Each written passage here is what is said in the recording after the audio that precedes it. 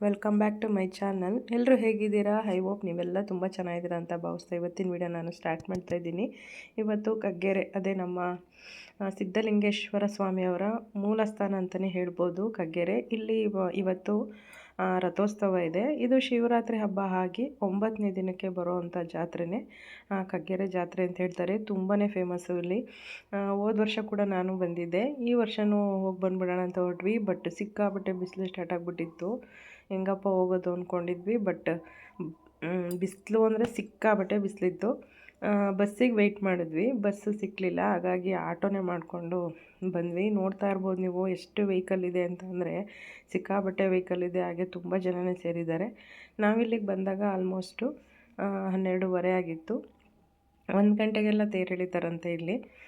ಜಾತ್ರೆಗೆ ವ್ಯಾಪಾರ ಮಾಡೋರು ಅಷ್ಟೇ ತುಂಬ ಅಂದರೆ ತುಂಬ ಜನ ಬಂದಿದ್ದರು. ನಿಜವಾಗ್ಲೂ ಜಾತ್ರೆ ನೋಡೋದಕ್ಕೆ ತುಂಬ ಚೆಂದ.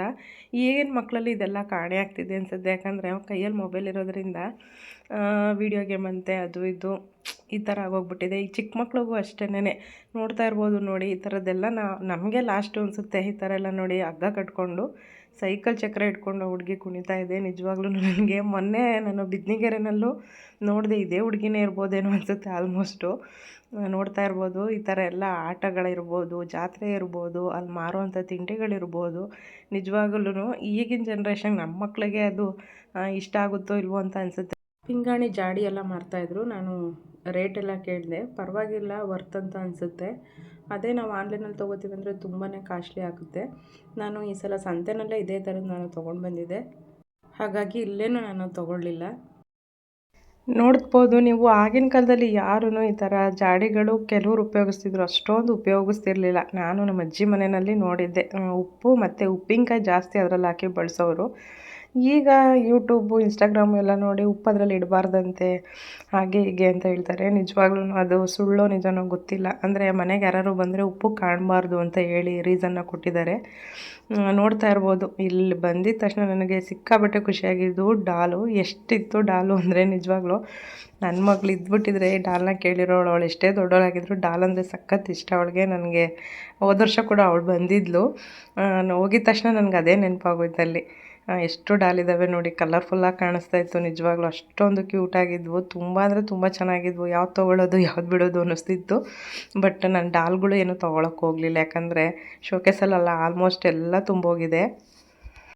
ತುಂಬಾ ವೆರೈಟೀಸ್ ಇದ್ವು ಅಂತಲೇ ಹೇಳ್ಬೋದು ಡಾಲಲ್ಲಿ. ಹಾಗೆಯೇ ನಾನು ಬುಟ್ಟಿನ ನೋಡಿದೆ, ಅಷ್ಟೊಂದು ವರ್ತ್ ಅಂತ ಅನ್ನಿಸ್ಲಿಲ್ಲ. ರೇಟೆಲ್ಲ ತುಂಬಾ 600 ಎಲ್ಲ ಹೇಳಿದ್ರು ಇದನ್ನು. ಆಮೇಲೆ ಗಟ್ಟಿಗೂ ಇರಲಿಲ್ಲ. ನಾನು ಹಾಕ್ತೀನಲ್ಲ, ಅಂದರೆ ನಾವು ಹಾಕೋದು ಸ್ವಲ್ಪ ಗಟ್ಟಿ ಬರುತ್ತೆ ವೈರು. ಇದು ತುಂಬಾ ಸ್ವಲ್ಪ ಪಿಚ್ಚ ಪಿಚ್ಚ ಅನಿಸ್ತಾ ಇತ್ತು. ಸ್ಟ್ರೆಂತ್ ಅಷ್ಟಿರಲಿಲ್ಲ. ಹಾಗೆ ಗುಂಡಿಗಳು ಹಾಕಿರಲಿಲ್ಲ. ಎಷ್ಟಿದೆ? 100 ರೂಪಾಯಿ ಮ್ಯಾಮ್. 100 ರೂಪಾಯಿ. ಅದು ಮಿಡ್ಡಿ ಟಾಪ್ ಮೇಡಮ್, ಶಾರ್ಟ್ ಟಾಪ್ ಅದು. ಚೂಡಿದಾರ 100 ರೂಪಾಯಿ. 100 ರೂಪಾಯಿ 100 ರೂಪಾಯಿ 100 ರೂಪಾಯಿ.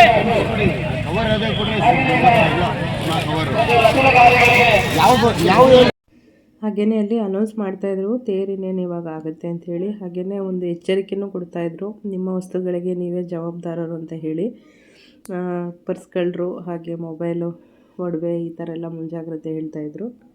ನೋಡ್ತಾ ಇರ್ಬೋದು ನೀವು ಜಾತ್ರೆ ಯಾವ ಥರ ನಡೀತಿದೆ ಅಂತ. ಸಿಕ್ಕಾಪಟ್ಟೆ ಜನ ಇದ್ದರು. ಅಲ್ಲಲ್ಲಿ ಅನೌನ್ಸ್ ಮಾಡ್ತಾಯಿದ್ರು. ಹಾಗೆಯೇ ತೇರು ಹೊಡೆಯೋದಕ್ಕೆ ದವನ ಚುಚ್ಚಿರೋ ಬಾಳೆಹಣ್ಣು ಬೇಕಿತ್ತು.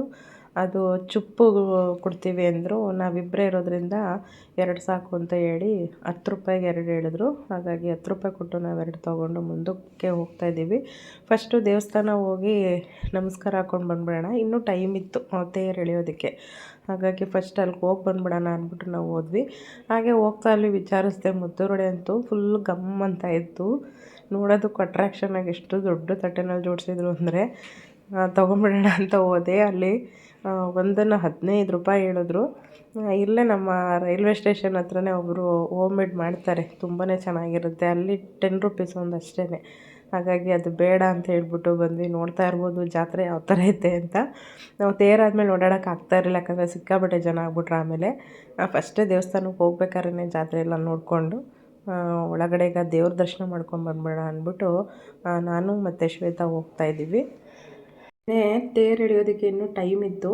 ನೋಡ್ತಾ ಇರ್ಬೋದು, ನಾನು ಕಡಿಮೆ ಜನ ಇದ್ದಾರೆ ಅಂದ್ಕೊಂಡ್ವಿ, ಬಟ್ ಸಿಕ್ಕಾಪಟ್ಟೆ ಜನ ಇದ್ದರು.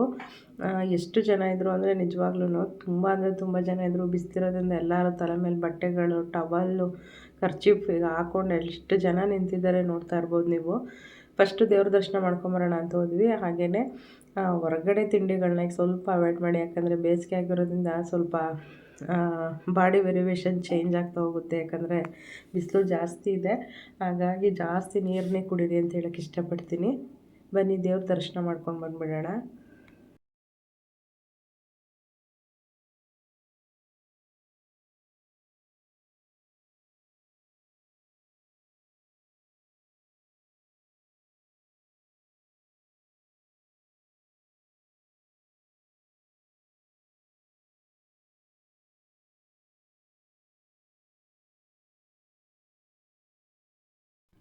ಹೋದ ಸಲ ಹೋದಾಗಲೇ ಇನ್ನೂ ದೇವಸ್ಥಾನದ ಬಿಲ್ಡಿಂಗ್ ಇನ್ನೂ ನಡೀತಾ ಇತ್ತು. ಇನ್ನೂ ಅದು ಕಂಪ್ಲೀಟ್ ಆಗಿಲ್ಲ. ಹಾಗಾಗಿ ಇದು ಇಲ್ಲಿ ಒಂದು ಚಿಕ್ಕದೊಂದು ದೇವಸ್ಥಾನ ಥರನೇ ಮಾಡಿ ಇಲ್ಲಿ ದೇವ್ರನ್ನ ಇಟ್ಟಿದ್ದಾರೆ. ಇಲ್ಲೂ ಕೂಡ ಅಷ್ಟೇ ತುಂಬ ಚೆನ್ನಾಗಿ ಡೆಕೋರೇಷನ್ ಎಲ್ಲ ಮಾಡಿದರು ಜಾತ್ರೆ ಪ್ರಯುಕ್ತ. ಹಾಗೆ ದರ್ಶನವೂ ಅಷ್ಟೇ ತುಂಬಾ ಚೆನ್ನಾಗಾಯಿತು ಅಂತ ಹೇಳ್ಬೋದು. ಇಲ್ಲೆಲ್ಲ ದರ್ಶನ ಮುಗಿಸ್ಕೊಂಡು ಎಲ್ಲರೂ ತೇರ ಹತ್ರ ಹೋಗ್ತಾಯಿದ್ರು. ಇಲ್ಲೂ ಅಷ್ಟೇ ಬೇಗ ಬೇಗ ದರ್ಶನ ಆಗಿ ಬೇಗ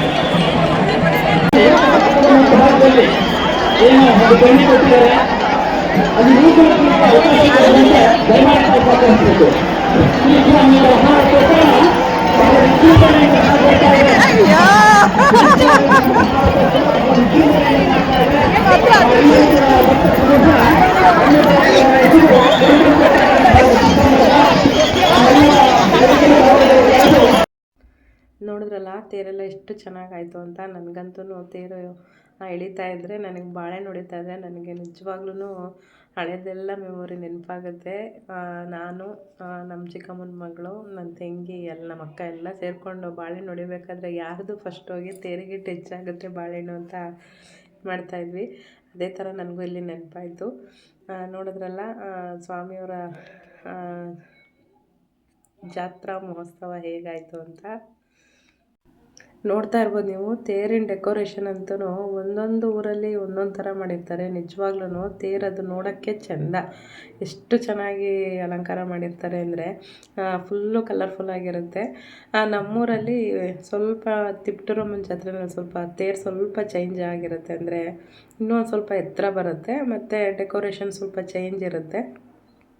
ತೇರೆಲ್ಲ ಆಯಿತು, ಅದು ಮುಗಿಸ್ಕೊಂಡು ಈಗ ಹೊರಡ್ತಾ ಇದ್ದೀವಿ. ಹೊರಡ್ಬೇಕಾದ್ರೆ ಅಲ್ಲಿ ಎಲ್ಲರೂ ತೇರು ಹಿಂದೆ ಹೋಗ್ಬಿಟ್ಟು ಮೆಣಸು ಹಾಗೆಯೇ ಬಾಳೆಹಣ್ಣು ಹೀಗೆ ಕಾಯಿ ತೇರಿಗೆ ಪೂಜೆ ಮಾಡಿ ಹೊಡೆದಿರ್ತಾರಲ್ಲ ಅದನ್ನು ಎತ್ಕೋತಾಯಿದ್ರು. ನಾವು ಏನು ಹಿಂಗೆ ಹುಡುಕ್ತಾ ಇದ್ದಾರೆ ಅಂತ ಅಂದ್ಕೊಂಡ್ರೆ ಮೆಣಸು ಎಲ್ಲರೂ ಎತ್ಕೋತಿದ್ರು.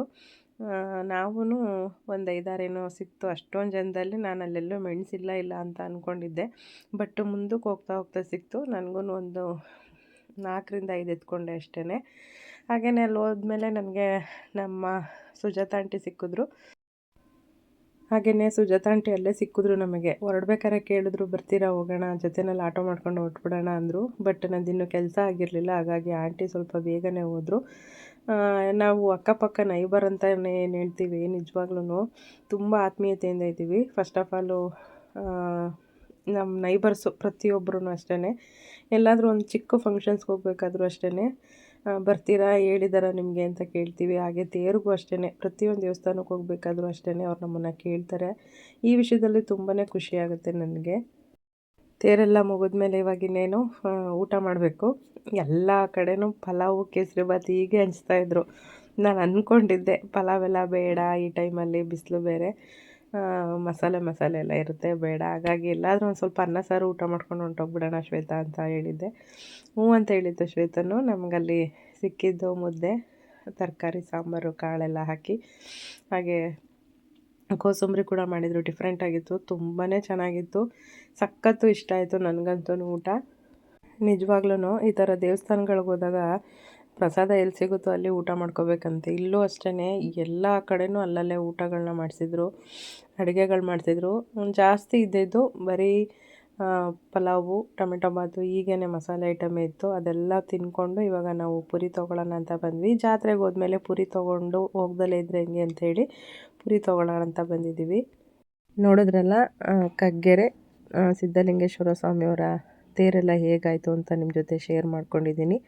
ಈ ವಿಡಿಯೋ ನಿಮ್ಗೆ ಇಷ್ಟ ಆಗಿದ್ರೆ ಪ್ಲೀಸ್ ಲೈಕ್, ಶೇರ್, ಕಮೆಂಟ್ ಮಾಡಿ ಅಂತ ಹೇಳ್ತಾ ಮತ್ತೊಂದು ಒಳ್ಳೆ ವಿಡಿಯೋ ಜೊತೆ ನಾನು ನಿಮ್ಮನ್ನು ಭೇಟಿ ಆಗ್ತೀನಿ. Thank you for watching. Thank you so much. Love you all.